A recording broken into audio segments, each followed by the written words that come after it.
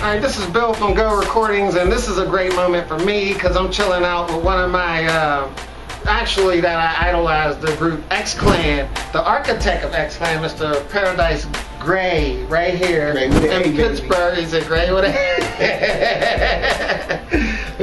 So we're going to hang out with him, and I want to ask you a couple questions, you know, because, you know, I've been wanting to talk to you probably since forever. Okay, so when did your hip-hop career begin? When did it actually begin? Wow, he wants a long story. I want to know. Well, you know, my hip-hop career began when I was about 11 years old. Okay. And I was living in the Bronxdale projects in the Bronx, New York, and I stumbled into what used to be our laundry in the projects.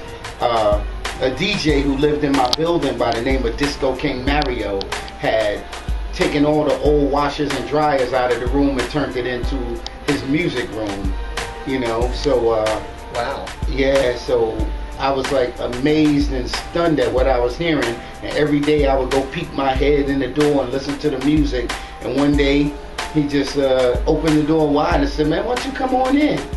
And I sat there with him and watched what he did. And historically, Disco King Mario is the DJ that mentored Africa Bambaataa. Oh wow. Right. Okay, so, no, I didn't even know that. Right, so the DJ that mentored Africa Bambaataa was my teacher, my mentor, my first one.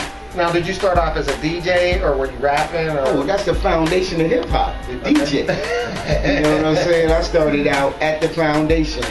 I wound up rapping a couple years later, breakdancing and all that. But my legacy is DJ Paradise. So you still got some moves? Hey, like riding a bike, baby. Yeah, I do a little with that pop locking myself, but you know, I'm not here for that right now. All right, so I always wanted to ask you too, how did the X-Clan form?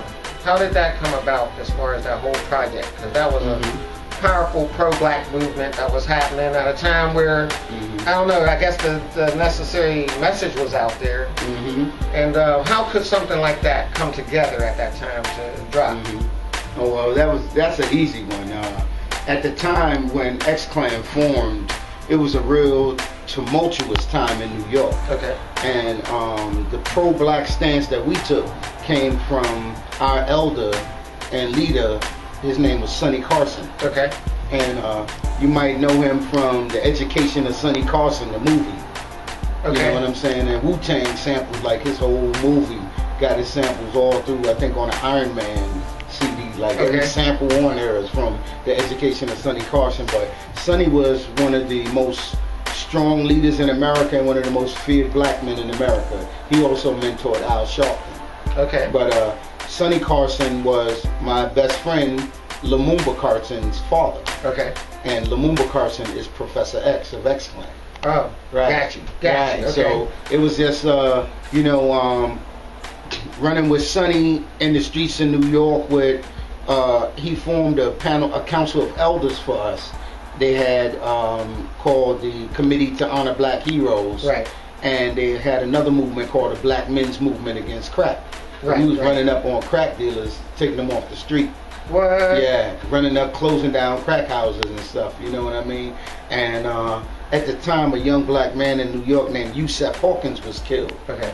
So that was like basically Trayvon times 100 in New York. Right, right. You know what I'm saying? So people were angry, and you know, there was no justice for this young man, so we was hitting the street with 50,000.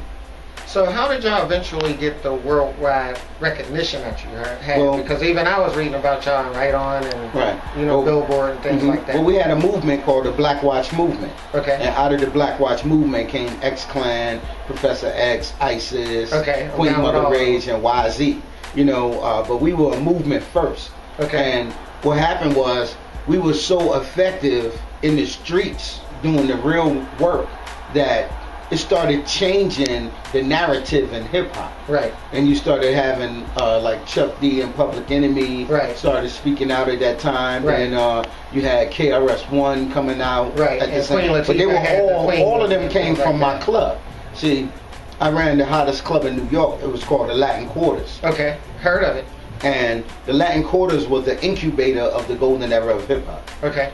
So, you know, groups like Eric Me and Rakim, Queen Latifah, MC Lyte, Public Enemy, X-Clan, De La Soul, The Tribe Called Quest, The Jungle Brothers, you know what I'm saying, Kid and Play, Heavy D and the Boys. All my favorites. You know what I mean? EPMD, Nice and Smooth, Slick Rick, you know. Wow. I mean, it would take me about 20 minutes just to even remember everybody. Wow. You know, to spit them all. But so we all incubated in the Latin Quarter, and at the time we were organizing at the club also, right, with Africa Bambaataa and Grandmaster Melly Mel and all of us. So we were using hip hop as activists even before we made the music. And then once Public Enemy popped and everybody saw that you can make money by saying it, political, you know, right, with Black Power hip hop, right, then it gave us an opportunity. You know, we got a chance with we broke in with 4th and Broadway, but they just gave us a deal for our single,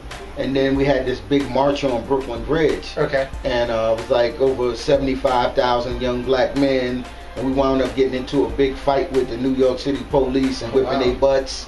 And the record label called us the next day like, Sonny, you think you would keep X-Clan out of jail long enough to make an album? Wow. So,